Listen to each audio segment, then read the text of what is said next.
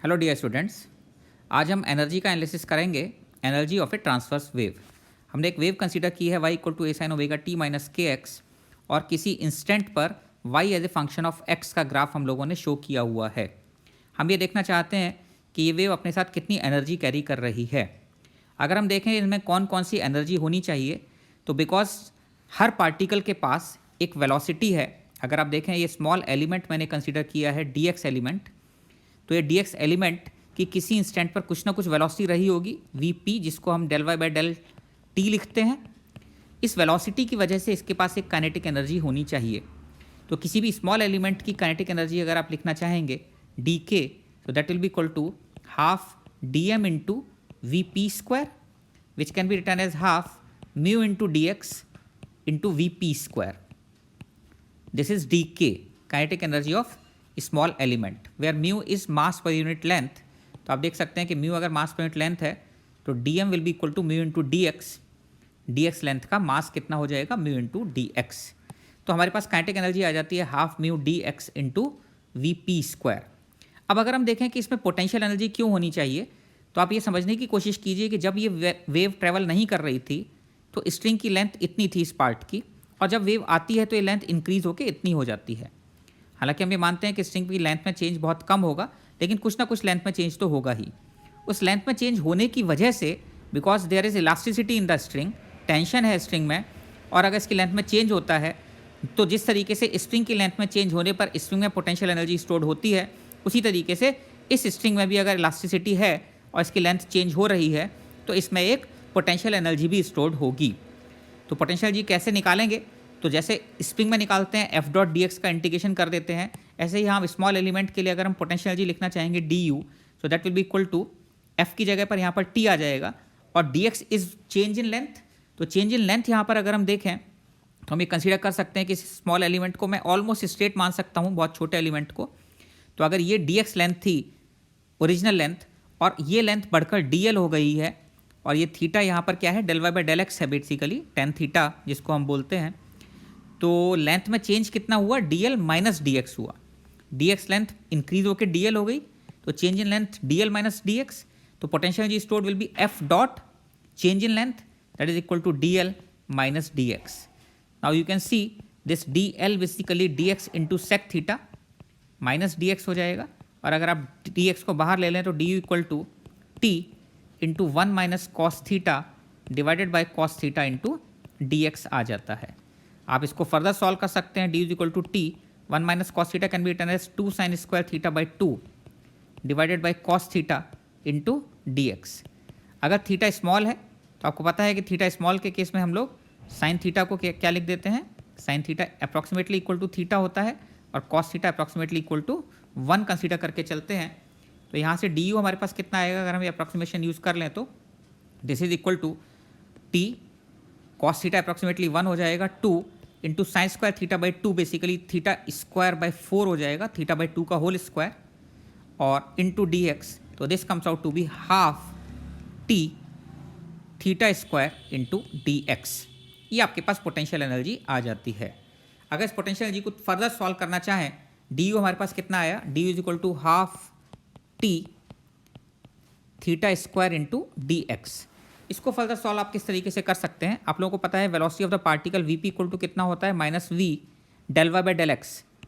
So this can be written as basically minus V into theta. तो V P square will be equal to V square into theta square, और V होता है under root T by mu. आप लोगों को पता होगा velocity of wave string में under root T by mu होती है।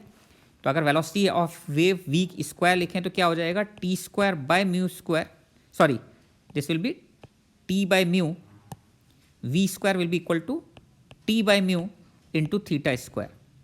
तो अगर हम यहाँ से टी इंटू थीटा स्क्वायर की वैल्यू यहाँ पर पुट कर दें इस इक्वेशन में, तो डी यू आपके पास कितना आ जाता है, that is equal to half into V P square mu into D x. तो आप देख सकते हैं कि पोटेंशियल एनर्जी, ये बेसिकली इक्वेशन टू हम यहाँ पर लिख देते हैं इसको, तो पोटेंशियल एनर्जी कितनी आ रही है, half mu V P square into D x, और काइनेटिक एनर्जी कितनी आ रही थी, half mu V P square into D x.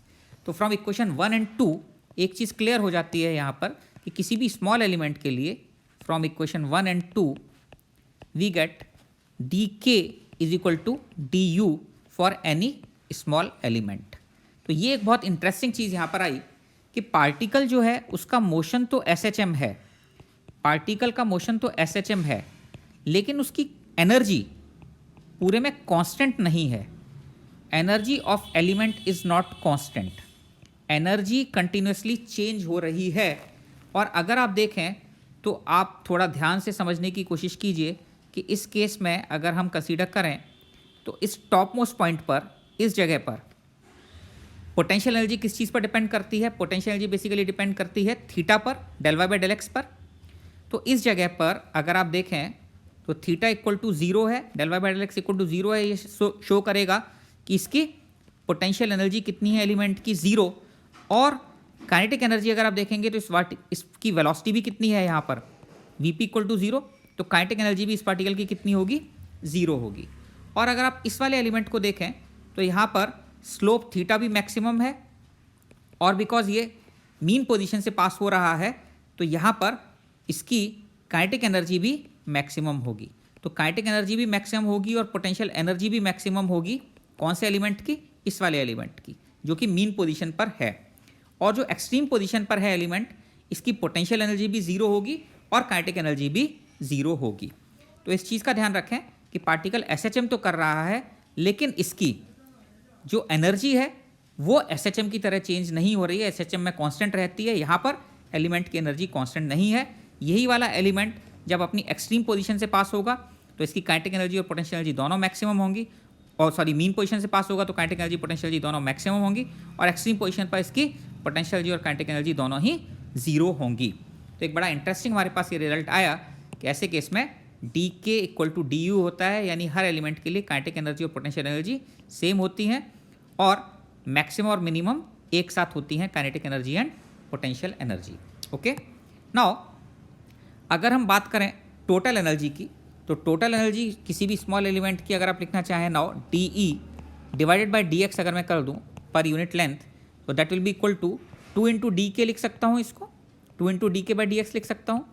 और D k by d x हमारे पास कितना आया है, basically half mu into V P square हो जाएगा ये। तो mu into V P square बचा खाली, 2 से 2 कैंसिल हो जाएगा। ये आपके पास total energy per unit length आ जाती है। This is total energy per unit length. तो अब अगर आप ये कैलकुलेट करना चाहें कि पावर कितनी होगी, तो पावर आप लोगों को पता है energy crossing per unit time, तो D E divided by D T that should be power. So that will be equal to mu into V P square D X divided by D T हो जाएगा। D X by D T is what? D X by D T is velocity of wave again. तो power आ जाती है आपके पास कितनी, mu V P square into we. This is power of a transverse wave. तो आप देख सकते हैं ऐसे केस में म्यू तो कांस्टेंट है, वेलोसिटी ऑफ वेव भी कांस्टेंट है, but V P square x और टी के साथ वेरी कर रहा है, इसलिए power is not constant, power very कर रही है। अगर आप पावर निकालना चाहेंगे किसी एक्स की किसी टाइम टी पर, तो that will be equal to mu into v del y by del t square v p. और आपको पता है कि y इक्वल टू कितना है, a sign omega T minus के एक्स हमने लिया है।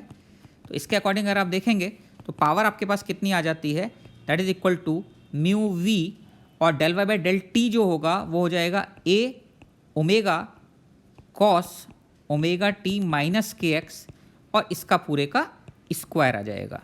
तो पावर आपके पास कितनी आ जाती है for any x at any time t is a square omega square mu v cos square omega T minus के एक्स।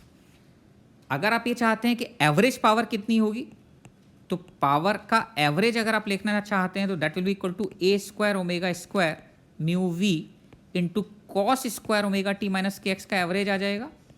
और आपको पता है कि cos square omega T minus के एक्स का एवरेज पूरी साइकिल के लिए हाफ होता है। कॉस स्क्वायर थीटा का एवरेज पूरी साइकिल के लिए हाफ होता है, आप लोगों को पता होगा। Cos 2 omega t equal to कितना होता है, cos 2 omega t is equal to 2 cos square omega T minus 1। तो अगर आप पूरी साइकिल के लिए लेंगे तो कॉस 2 ओमेगा टी का एवरेज तो 0 हो जाता है, equal to 2 cos square omega t का एवरेज और -1। तो cos स्क्वायर ओमेगा टी का एवरेज आपके पास कितना आता है? cos स्क्वायर ओमेगा टी का एवरेज आपके पास हाफ आता है। तो ये चीज़ आप लोगों को पता ही होगी। ओके, तो यहाँ पर देखें तो ये कितना आ जाता है? This equal to half mu A square omega square V. तो average power in case of transverse wave is given by half mu A square omega square V.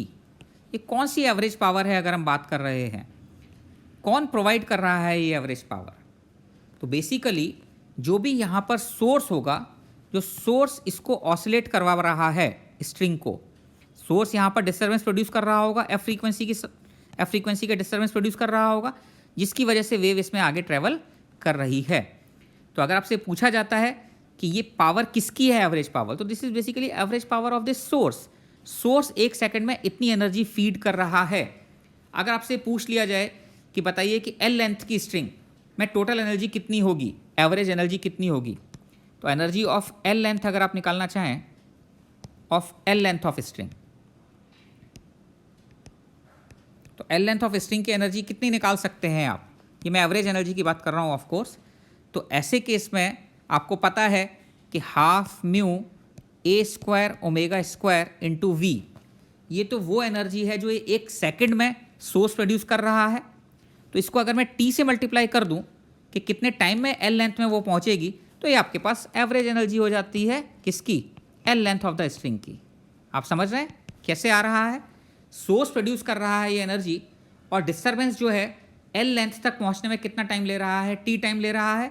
ये टी कितना होगा? Basically half mu A square omega square v into l divided by v. L length पहुंचने में अगर we speed है wave की, तो कितना टाइम लगेगा इसको ट्रैवल करने में? L by v. तो यहाँ से वी कैंसिल हो जाता है। तो energy of L length of the string अगर आपसे कोई पूछता है कितनी होगी, energy of L length, this is we are talking of average energy which is contained in l length of the string, so that is equal to half mu A square omega square into l. तो मेरे ख्याल से अगर इतनी चीज़ें आप लोग समझ लेते हैं कि डी के इक्वल टू डी यू होता है, और एनर्जी जो है वो average energy, you can say average energy per unit time, that is power. तो एवरेज पावर जो है वो कितनी होगी? हाफ म्यू ए square omega square into v. और अगर आप ये देखते हैं कि एल लेंथ में कितनी एनर्जी होगी, तो टी से मल्टीप्लाई कर दें।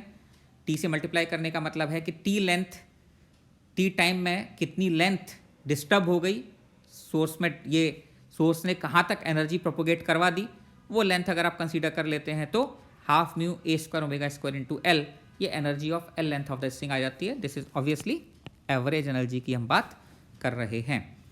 तो आई होप ये एनर्जी का एनालिसिस आपको क्लियर हो गया होगा। तो आप लोग मुझे कमेंट्स में बता सकते हैं कि आपको क्लियर हुआ या नहीं, कुछ डाउट है तो डिस्कस कर सकते हैं। और इसके अलावा अगर आप चाहते हैं कि आपके कोई और डाउट्स भी हैं जिन पर कि आपको अगर वीडियो मिले तो आपकी हेल्प होगी, वो भी आप मुझे बता सकते हैं। Okay, enjoy.